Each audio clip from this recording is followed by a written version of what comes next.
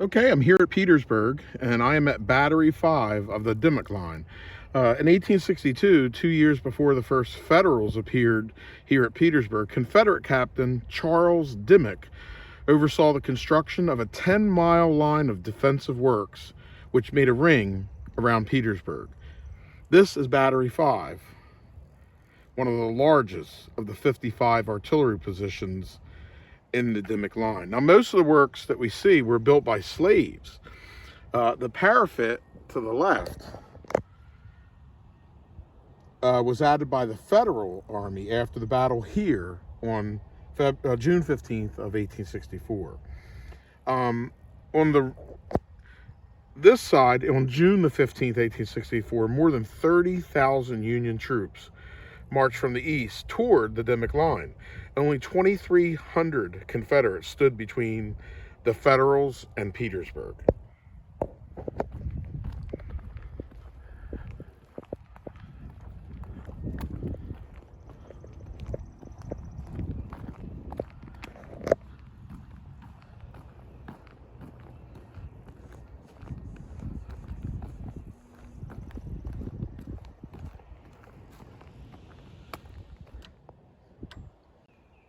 For once, the Federals had fooled Robert E. Lee.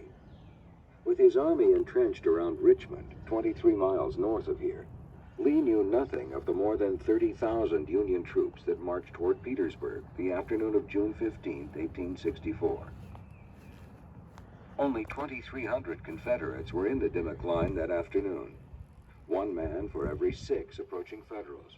1 man for every 10 feet of works. But the Federals advanced slowly. Not until 7 p.m. did their attack begin. A soldier of the 13th New Hampshire remembered. A few men of the 13th rushed Battery 5, some straight up over the front walls, others up the north side, grasping grass and weeds to assist in climbing. As these northerners looked from the parapet down into the battery, they saw full 100 of the enemy. Dashing without a moment's hesitation into their midst, our officers demanded a surrender. In a few seconds, all was over, and the prisoners were formed and marched to the rear. Batteries to the right and left of Battery 5 fell too. Union success seemed complete, but then the Federals stopped, and they would not attack again for 24 hours. The delay allowed the Confederates to hurry reinforcements to Petersburg. The opportunities lost in mid-June left Grant and 100,000 Federal soldiers with no choice but to besiege Petersburg and Richmond. 9 months of toil and death followed. Most of the 1st and 22nd U.S. colored troops captured Battery 8, overcoming heavy resistance from a part of Brigadier General Harry A. Wise' Virginia Brigade. By the morning of June 16th, the 1.5 miles of Confederate works between Batteries 3 and 11 were in Union hands.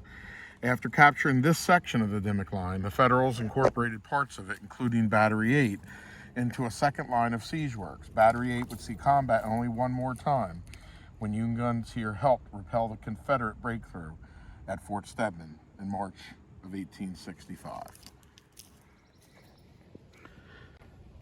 The romance of a soldier's life disappears in a siege. The change of scenery and lively marches are gone, and the same monotonous, unvaried rounds of toil take their place. Sunday and weekday are all alike. T.M. Blythe, 50th New York Engineers. This quiet wood was once a busy encampment. Here during the winter of 1864 and 5, Union soldiers fought not Confederates, but boredom and toil. They drilled, they primed their huts, they read mail, newspapers, they played, and they waited for their turn in the trenches, a dangerous assignment or the call to battle. That call to battle came only 3 times to the Pennsylvanians camped near here. One of these, the morning of March 25th, 1865, they rushed from these camps to resist the Confederate breakthrough at Fort Stedman, just 1 mile to the left. Here at Petersburg on June 15, 1864, African-American troops recorded their first major success of the war in Virginia. Wilbur Fisk of the 2nd Vermont Infantry wrote on June 19, 1864, "They made a splendid charge and won great favor in the eyes of white soldiers by their courage and bravery." After the capture of Battery 5, some of the 3,500 black troops swept southward, routing the Confederates before them. At dusk, they charged on Battery 9 and swarmed over the works. During 2 hours of fighting on the Dimmock Line that evening, the U.S. colored troops captured dozens of Confederates and 6 cannon. Recreated here are samples of some of the infantry earthworks that ringed Petersburg. Works that one man said made the landscape resemble an immense prairie dog village.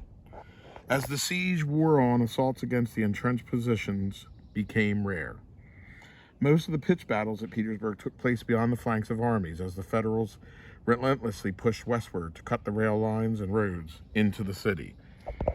Charles Wainwright wrote on June 18, 1864, "Attacking entrenchments has been tried so often and with such fearful losses that even the stupidest private now knows it cannot succeed. And the natural consequences follow, will not try it. The very sight of a bank of earth brings them to a dead halt."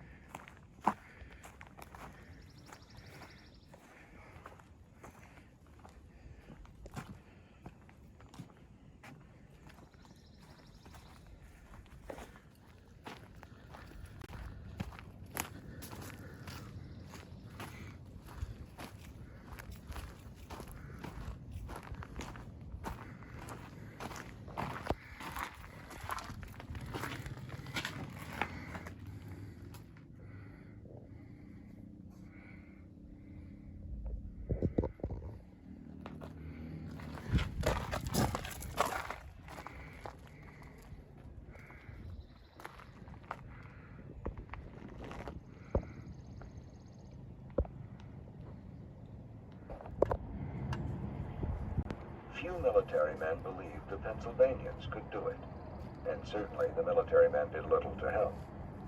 They sent neither tools nor timber, and delivered substandard fuses and 4,000 pounds less powder than Colonel Pleasance had requested.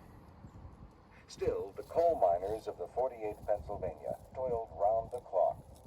Using only cracker boxes, they hauled 18,000 cubic feet of dirt out of the mine and carefully spread it out of sight in the ravine behind you. After a month of dangerous, exacting work, the mine was finished. 4 tons of gunpowder were planted directly under a Confederate battery. At 3:15 on the morning of July 30th, Colonel Pleasance and 2 other men disappeared into the mine entrance to light the fuse. Moments later, they reappeared and waited for 10, 20, 30 minutes. Nothing happened. The fuse had failed. At 4:30 a.m., 2 of Pleasant's soldiers re-entered the mine. They respliced the fuse, lit it, and dashed out. When they emerged, they told Pleasance, "It's all right, Colonel. She's burning." Thousands waited. Then, 10 minutes later, they felt the ground shake and heard a dull roar. "There she goes!" someone yelled. The Pennsylvanians' mine worked exactly as designed. For the Federals, it would be one of the few aspects of their plan to work that day.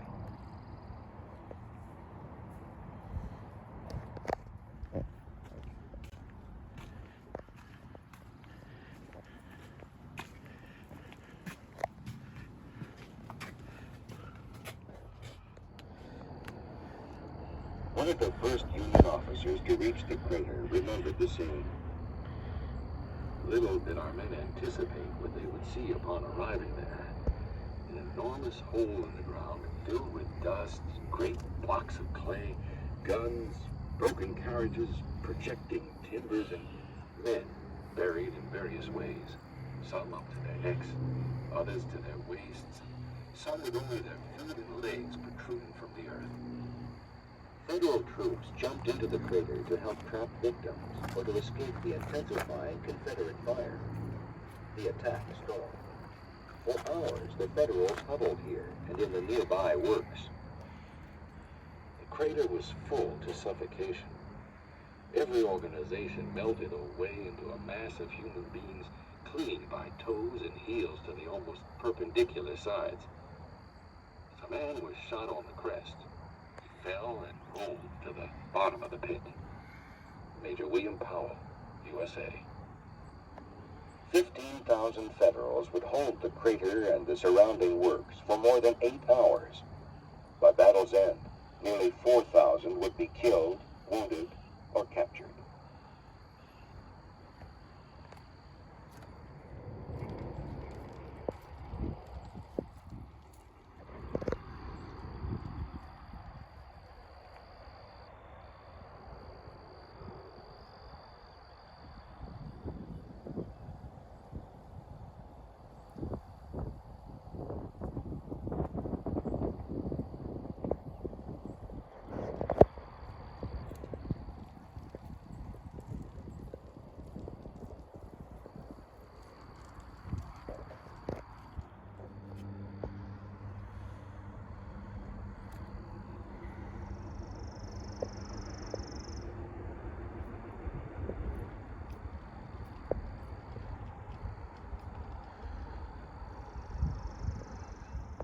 The Confederacy faced disaster here on the morning of July 30th, 1864. Then, at 9 a.m., William Mahone's Confederate division arrived. Before all of his brigades had even formed, 5 of Mahone's Virginia regiments, 800 men, swept out of the ravine to your right and across shell-torn fields toward the crater. I shall never forget the magnificent appearance of that long line of tattered uniforms as it swept across the field in the face of a tremendous fire that with every step was thinning our ranks. I kept on until we got within 5 feet of the ditch where the Federals lay. It was literally filled with them, crouching in every conceivable position with their palms raised, crying for quarter. Richard Davis, 12th Virginia Infantry. Bullets and mortar shells tore into the packed mass of Federals. Few of the Confederates had ever fought black troops before, and the sight of armed black men enraged many Southerners. The Yankees were piled 2 or 3 or 4 deep. Few of our men were wounded by Negroes, which exasperated them very much. As soon as we got upon them, they threw down their arms to surrender, but were not allowed to do so. Every bomb-proof I saw had 2 or 3 dead Negroes in it, who had been found and killed by our men. Lieutenant Colonel Willie Pegram, Virginia Artillery. Fearing the result should they be captured with the black troops, even white Union troops turned their guns on their black comrades. The crater and the works around it, said one Federal, turned into one seething cauldron of struggling, dying